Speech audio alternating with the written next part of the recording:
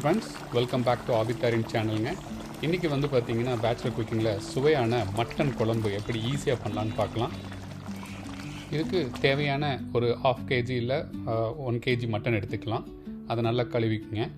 அதுக்கப்புறம் பார்த்திங்கன்னா அது கூட ஃபஸ்ட்டு கொஞ்சம் மஞ்சள், அப்புறம் 1.5 ஸ்பூன் குழம்பு மிளகாய் பொடி, அப்புறம் உப்பு, 1.5 ஸ்பூன் இஞ்சி பூண்டு பேஸ்ட்டு, கருவேப்பிலை, லைட்டாக எண்ணெய் போட்டு தண்ணி தேவையான போட்டு விசில் விட்டுடலாம். அப்புறம் இதுக்கு தேவையான இன்க்ரீடியன்ஸ் பார்த்தீங்கன்னா தக்காளி, வெங்காயம், கருவேப்பிலை, பச்சை மிளகா, இது சின்ன சின்னதாக நறுக்கி வச்சிடலாம். கொஞ்சம் 1 ஸ்பூன் இல்லை 3/4 ஸ்பூன் வந்து இஞ்சி பூண்டு பேஸ்ட் எடுத்து வச்சுக்கோங்க. இன்கேஸ் வந்து மட்டனை வேகும் போது நிறையா போட்டிங்கன்னா இதில் போடாதீங்க, நான் ஆஃபாக பிரித்து போட்டிருக்கேன். அதுக்கப்புறம் பார்த்திங்கன்னா நல்லா ஒரு பெரிய வடைச்சட்டி எடுத்து அதில் வந்து பார்த்திங்கன்னா கொஞ்சம் எண்ணெய் போட்டுக்குங்க. நம்ம நல்லெண்ணெய் வேண்டாம், கடலெண்ணெய் போட்டால் போதும். சோம்பு போடுங்க. இதுக்கு சீரகெல்லாம் கிடையாது, டைரெக்டாக சோம்பு போடுங்க. சோம்பு போட்டதுக்கப்புறம் வெட்டி வச்ச வெங்காயத்தை போடுங்க.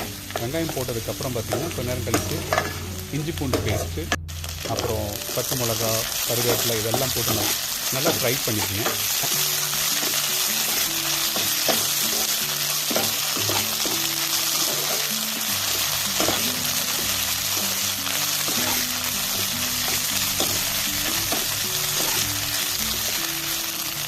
அதுக்கப்புறம் நல்ல ஃப்ரை ஆனது ஒரு கோல்டன் கலர் வந்ததுக்கப்புறம் தக்காளி வெட்டி வச்ச தக்காளி போட்டு அது மேலே போட்டு கொஞ்சம் நல்லா ஃப்ரை பண்ணுங்க. நல்லா அதுவும் வந்து பார்த்திங்கன்னா நல்லா வந்து மிக்ஸ் ஆனதுக்கப்புறம் பார்த்திங்கன்னா மட்டன் இப்போ விசில் இறங்கியிருக்கும்.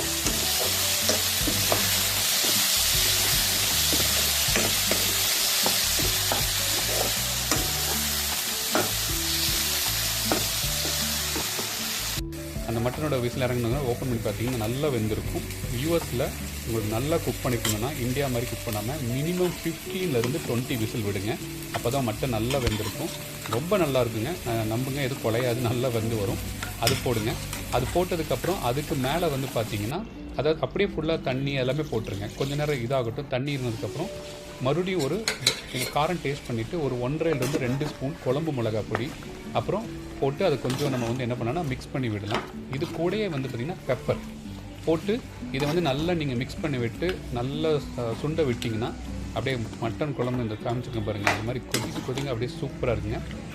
நீங்களும் ஃப்ரெண்ட் வீட்லேயும் இல்லை பேச்சுலர்ஸ் அவங்க ரூம்லேயும் ட்ரை பண்ணிவிட்டு குக் பண்ணி பாருங்கள்.